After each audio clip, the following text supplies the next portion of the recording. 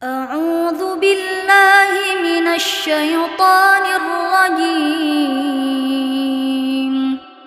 بسم الله الرحمن الرحيم A'udzu billahi minasyaitonir rajim. Bismillahirrahmanirrahim. Assalamualaikum warahmatullahi wabarakatuh. Innal hamdalillah nahmaduhu wa nasta'inuhu wa nastaghfiruh wa na'udzu billahi min syururi anfusina wa min sayyiati a'malina. May yahdihillahu fala mudhillalah wa may yudlilhu fala hadiyalah. Asyhadu an la ilaha illallah wahdahu la syarikalah wa asyhadu anna Muhammadan abduhu wa rasuluh. Amma ba'd.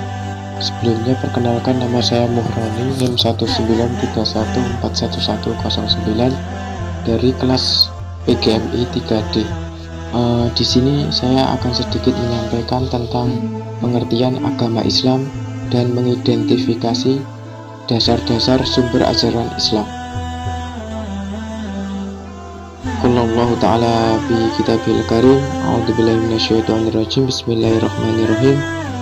Al-yawma akmaltu lakum dinakum wa atmamtu alaikum nikmati wa raditu lakumul Islam madinah. Bahwasanya di dalam firman Allah Subhanahu wa taala Quran surat Al-Maidah ayat 3 yang artinya pada hari ini telah aku sempurnakan agamamu untukmu dan telah aku cukupkan nikmatku bagimu dan telah aku ridhoi Islam ini sebagai agamamu. Yang pertama adalah kata Islam.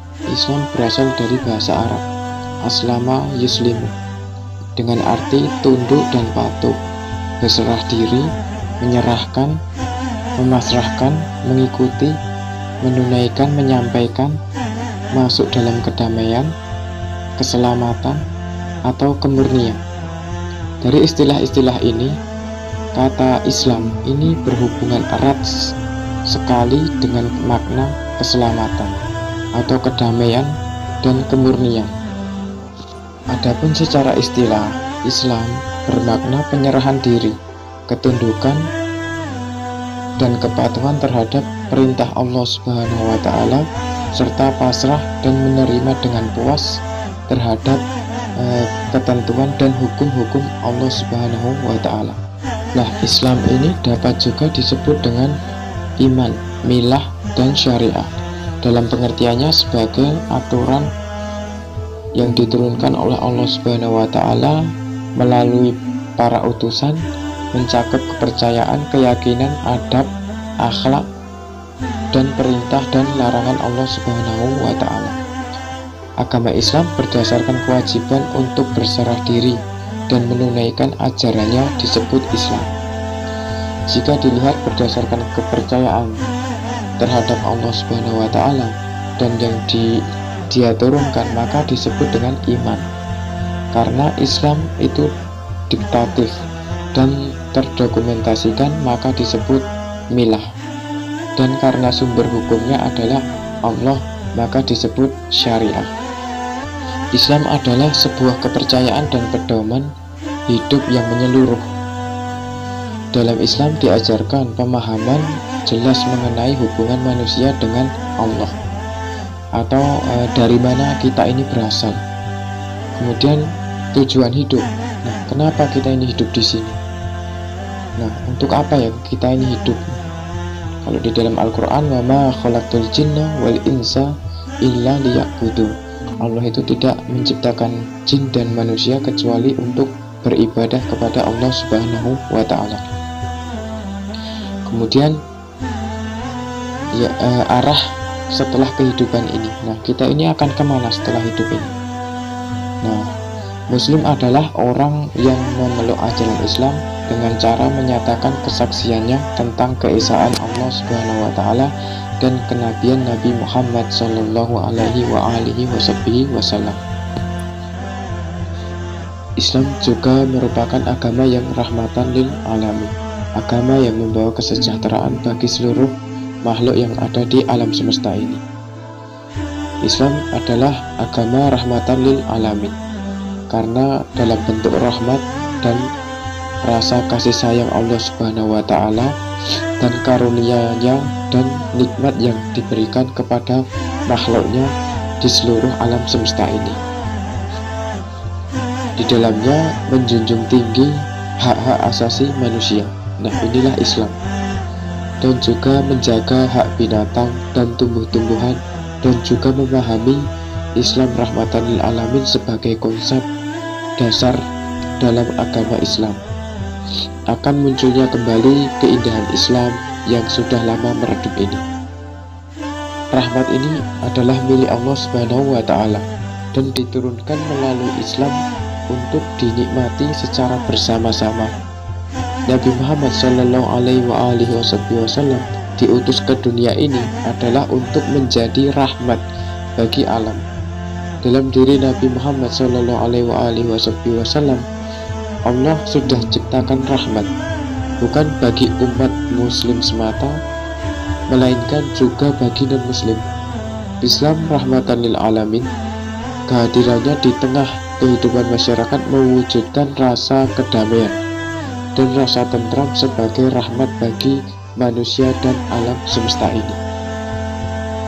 Nah, kita orang Islam seharusnya mampu diaplikasikan oleh penganut agama Islam itu sendiri, yang membawa rahmat, kemudian kesejahteraan bagi seluruh makhluk yang ada di alam semesta, termasuk di dalamnya hewan, tumbuhan, apalagi sesama manusia.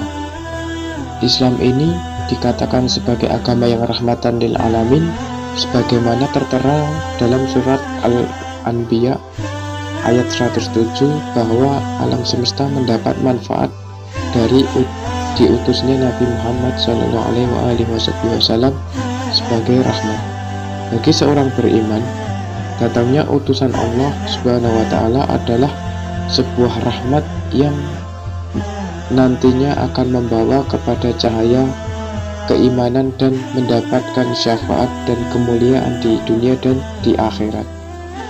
Selain itu, Nabi Muhammad SAW menyempurnakan agama Islam dengan ajaran yang disampaikan oleh kitab-kitab sebelumnya melalui kitab suci Al-Quran. Rahmat yang diberikan berupa Islam meliputi segala dimensi kehidupan manusia. Allah mengutus Rasulnya Nabi Muhammad SAW sebagai petunjuk bagi umat manusia, agar manusia senantiasa berjalan di jalan yang benar. Nabi Muhammad SAW, beliau adalah penutup nabi-nabi dan tidak ada nabi setelah diutusnya Nabi Muhammad SAW. Beliau mengajarkan bagaimana menjalani kehidupan yang sesuai dengan kaidah syariat, serta mengajarkan toleransi kehidupan, mengingatkan manusia terhadap fitrahnya, dan mengajarkan tatanan sosial dan cara hidup yang lengkap dan menciptakan kedamaian dan kesejahteraan di dalam kehidupan. Dan bagi orang Islam, setelah mati adalah permulaan kehidupan. Begitu nafas telah berhembus meninggalkan raga, maka ada kehidupan akhirat. Setiap muslim meyakini hal ini.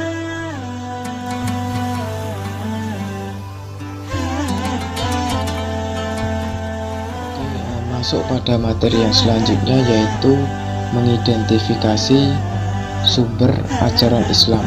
Yaitu yang pertama yaitu ada Al-Quran, kemudian yang kedua yaitu ada sunnah atau hadis, kemudian yang ketiga ada ijtihad.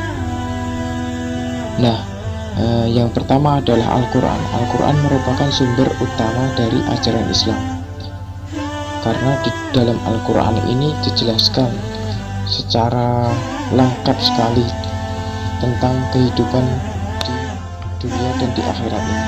Dijelaskan lengkap di dalam Al-Quranul Karim. Makanya orang yang mempelajari Al-Quran sebagaimana dijelaskan di dalam hadis itu, khairukum man ta'allamal Qur'ana wa 'allamah. Sebaik-baik di antara kalian adalah orang yang orang yang mempelajari Al-Quran dan mengajarkannya. Itu sebaik-baik di antara kalian. Kedudukan Al-Quran sendiri di dalam Islam adalah sebagai sumber hukum umat Islam dari segala sumber hukum yang ada di bumi ini. Sebagaimana di dalam firman Allah Subhanahu wa Ta'ala, di dalam surat An-Nisa ayat 59. A'udzu billahi minasyaitonir rajim. Bismillahirrahmanirrahim. Ya ayyuhalladzina amanu atii'ullaha wa atii'ur rasula wa ulil amri minkum. Fa in tanaza'tum fi syai'in farudduhu ilallahi war rasuli in kuntum tu'minuna billahi wal yawmil akhir. Dzalika khairu wa ahsanu ta'wila. Artinya, wahai orang-orang yang beriman, taatilah Allah dan taatilah Rasul Sallallahu alaihi wasallam dan ulil amri atau pemegang kekuasaan di antara kamu. Ya, ini jadi kita diperintahkan untuk mentaati Allah dan mentaati Nabi Muhammad Sallallahu alaihi wasallam dan ulil amri, yaitu pemegang kekuasaan. Nah, kemudian jika kamu berbeda pendapat tentang sesuatu, maka kembalikanlah kepada Allah, kepada Al-Quran dan Rasul atau kepada sunnahnya, sunnah dari Nabi Muhammad Sallallahu alaihi wasallam. Jika kamu beriman kepada Allah dan hari kemudian, yang demikian itu lebih utama bagimu dan lebih baik akibatnya. Nah, Al-Quran ini adalah sumber hukum pertama umat Islam yang berisi tentang akidah, kemudian ibadah, peringatan, kisah-kisah yang dijadikan acuan dan pedoman hidup bagi Nabi Muhammad Sallallahu alaihi wasallam. Kemudian sumber yang kedua yaitu sunnah atau hadis. Sunnah atau hadis ini merupakan sumber ajaran Islam yang kedua setelah Al-Quran. Sunnah juga menempati posisi yang sangat penting dan strategis dalam kajian keislaman. Keberadaan dan kedudukannya tidak diragukan lagi.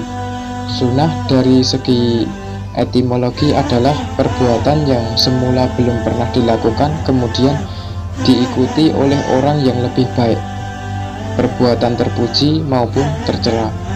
Secara terminologi, ahli fikih dan hadis berbeda memberikan pengertian tentang hadis ini. Menurut para ahli hadis sendiri, sunnah sama dengan hadis, yaitu suatu yang dinisbahkan oleh Rasulullah Shallallahu alaihi wasallam, baik perkataan, kemudian perbuatan maupun sikap beliau tentang suatu peristiwa. Nah, ini disebut dengan sunnah ataupun hadis. Kemudian para ahli fikih, makna sunnah mengandung pengertian suatu perbuatan yang jika dikerjakan maka akan mendapat pahala, tetapi jika tidak dikerjakan ataupun ditinggalkan maka tidak akan dikenai dosa. Nah, ini sunnah yang mungkin pernah dilakukan oleh Nabi Muhammad Sallallahu alaihi wasallam. Ketika kita ingin menjalankannya maka kita akan mendapatkan pahala, tetapi jika kita ini meninggalkan maka ya kita tidak akan mendapat pahala tetapi juga tidak dikenai dosa. Dan sunnah ini menurut ahli fikih yaitu ucapan dari Nabi dan perbuatan dan takrirnya. Jadi sunnah ini merupakan cara yang sudah dibiasakan, yang sudah menjadi sesuatu yang terpuji, dan hal ini dilakukan oleh Nabi Muhammad Sallallahu alaihi wasallam. Ya, jadi kesepakatan umat Islam dalam mempercayai dan menerima dan juga mengamalkan segala ketentuan yang terkandung di dalam hadis ternyata sejak Rasulullah Shallallahu alaihi wasallam masih hidup. Sepeninggal beliau, masa Khulafaur Rasyidin dan masa-masa selanjutnya tidak ada yang mengingkarinya.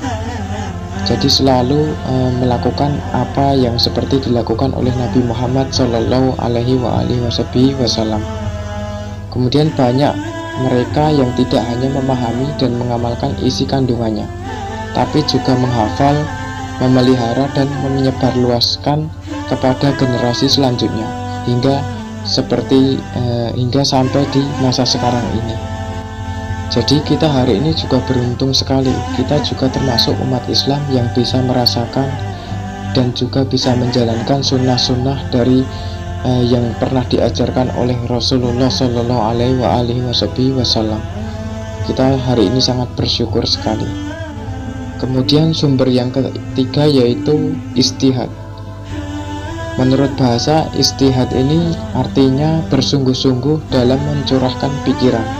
Sedangkan menurut istilah, istihad adalah mencurahkan segenap tenaga dan pikiran secara bersungguh-sungguh untuk menetapkan suatu hukum.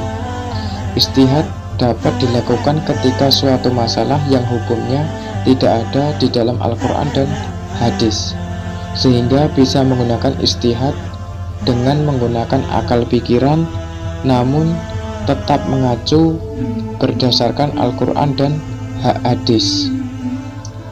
Nah, istihad ini merupakan sumber hukum Islam setelah Al-Quran dan hadis. Ketika melakukan istihad, maka tidak boleh bertentangan dengan Al-Quran dan hadis dari Nabi Muhammad SAW. Nah, bentuk istihad ini bisa isma, kemudian qiyas, kemudian maslahah mursalah. Nah, isma ini adalah kesepakatan dan ketetapan hati untuk melaksanakan sesuatu. Isma dilakukan untuk merumuskan suatu hukum yang tidak disebutkan secara khusus dalam Al-Quran dan hadis. Sedangkan qiyas adalah mempersamakan hukum suatu masalah yang belum ada kedudukan hukumnya dengan masalah lama yang pernah karena ada alasan yang sama. Kemudian maslahah mursalah ini merupakan cara dalam menetapkan hukum, di mana berdasarkan pertimbangan kegunaan dan manfaatnya. Ya, jadi sumber dari ajaran Islam tiga ini ya yang sangat penting. Yang pertama adalah Al-Quran. Yang Al-Quran ini merupakan sumber utama bagi agama umat Islam, sumber paling utama, karena Al-Quran ini merupakan firman Allah Subhanahu wa Ta'ala yang diturunkan kepada Nabi Muhammad SAW lewat perantara malaikat Jibril dan untuk seluruh umat manusia. Kemudian sumber yang kedua adalah hadis atau sunnah. Sunnah ini merupakan perbuatan, perkataan dari Rasulullah Shallallahu Alaihi Wasallam. Kemudian sumber yang ketiga yaitu istihad, bersungguh-sungguh dalam mencurahkan pikiran, bersungguh-sungguh dalam mencurahkan segenap tenaga dan pikiran secara sungguh-sungguh untuk menetapkan suatu hukum. Dan istihad ini dapat dilakukan ketika suatu masalah itu tidak ada di dalam Al-Quran dan hadis.